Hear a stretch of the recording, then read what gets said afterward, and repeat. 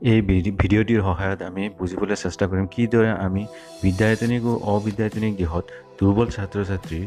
বাবে cash study পদ্ধতিৰ দ্বাৰা সমস্যা সমাধানৰ ব্যৱস্থা কৰিব পাৰি কেছ ষ্টাডি ফৰ্মেটটি NIOS ৱেবছাইট নাইবা ষ্টাডি চেণ্টাৰৰ পৰা সংগ্ৰহ কৰি ল'ব পাৰিব প্ৰথম অংশত আপোনাৰ তথ্যৰ বিৱৰণ দিব লাগিব আৰু এই অংশত ছাত্ৰজনৰ অভিভাৱক আৰু পৰিয়ালৰ বিস্তৃত বিৱৰণ লিপিবদ্ধ কৰিব লাগিব ইয়াত বিশেষকৈ অভিভাৱকৰ কৰ্ম আৰু শিক্ষাগত অৰ্হতাৰ তথ্য ভালদৰে সংগ্ৰহ কৰি ইয়াত লিপিবদ্ধ কৰিব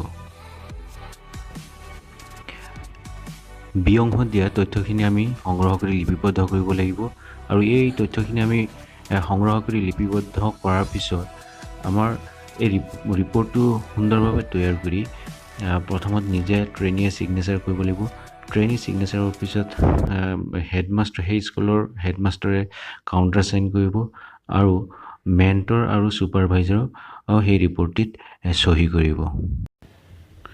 ৰিপৰ্টটি সম্পূৰ্ণ হোৱাৰ পিছত ৰেটিং স্কেলৰ সহায়ত ছুপাৰভাইজাৰে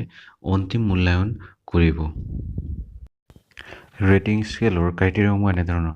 identification of learner with problem number 2 collection of family history formulation of the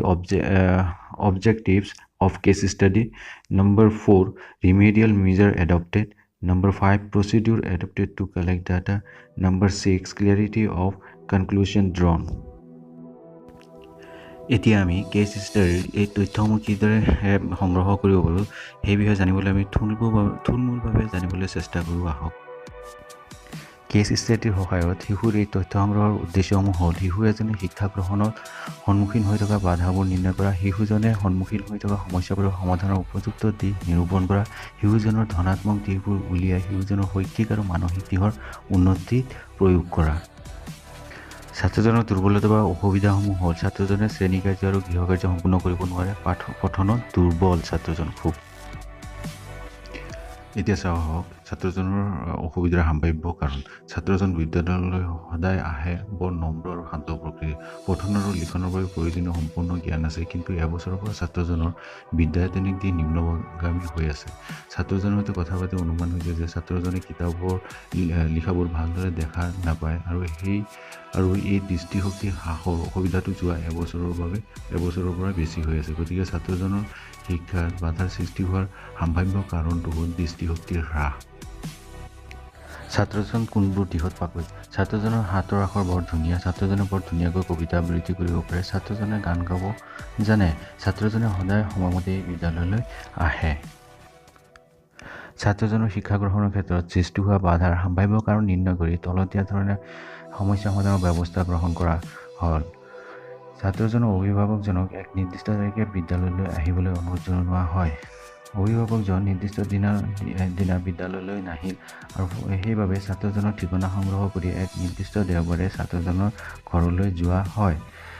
ছাত্ৰজনৰ দেউতাক দিন হাজিৰা কৰি ঘৰ চলায় আৰু সেই দিনাখন তেওঁ ঘৰত উপস্থিত নথকাৰ বাবে ছাত্ৰজনৰ মাতৃৰ সৈতে ছাত্ৰজনৰ অসুবিধাৰ কথা ভালদৰে আলোচনা কৰা হয় আৰু এই অসুবিধাৰ কথা ভালদৰে বুজাইও দিয়া হয় ছাত্ৰজনৰ চকুৰ চিকিৎসা উপযুক্ত স্থানত কৰিবলৈ দিহা পৰামৰ্শ দিয়া হয় ছাত্ৰজনৰ সমস্যা সমাধানৰ বাবে লোৱা ব্যৱস্থাৰ ফলাফলসমূহ এনেধৰণৰ ছাত্ৰজনৰ অভিভাৱকজনে নিজৰ সন্তানৰ চকুৰ সমস্যাৰ কথা উমান পাই উপযুক্ত স্থানত চিকিৎসা কৰায় ফলত দৃষ্টিশক্তি হ্ৰাস পোৱাৰ বাবে চিকিৎসকে শিশুজনক চশমা দিয়ে আৰু ছাত্ৰজনে এতিয়া শ্ৰেণীকৰ্ম কৰিব পাৰে আৰু গৃহকৰ্ম সময়মতে কৰিব পাৰে এতিয়া মই এজন শিক্ষক হিচাপে ছাত্ৰজনৰ শৈক্ষিক উন্নতিৰ বাবে কৰা প্ৰচেষ্টাত সন্তুষ্ট আৰু ছাত্ৰজনৰ বিদ্যায়তনিক আৰু অবিদ্যায়তনিক দিশৰ উন্নতিৰ বাবে সম্পূৰ্ণ আশাবাদী কেছ ষ্টাডিৰ প্ৰক্ৰিয়াটো বুজাবলৈ মই এটি উদাহৰণৰ সহায়ত খুব চমুকৈ আপোনালোকৰ সন্মুখত উপস্থাপন কৰিলোঁ কিন্তু যেতিয়া আপোনালোকে কেছ ষ্টাডিৰ প্ৰক্ৰিয়াটো কোনোবা এজন ছাত্ৰৰ ওপৰত চলাব তেতিয়া ইয়াৰ বিস্তৃতভাৱে ৰিপৰ্ট প্ৰস্তুত কৰিব আৰু ইয়াৰ সামৰণিটো খুব সুন্দৰ আৰু শুদ্ধভাৱে আগবঢ়াব ভিডিঅ'টি ধৈৰ্য সহকাৰে দেখা আৰু শুনাৰ বাবে অশেষ ধন্যবাদ থাকিল আৰু অধিক ভিডিঅ' পাবলৈ আমাৰ চেনেলটি ছাবস্ক্ৰাইব কৰক আৰু লাইক কৰক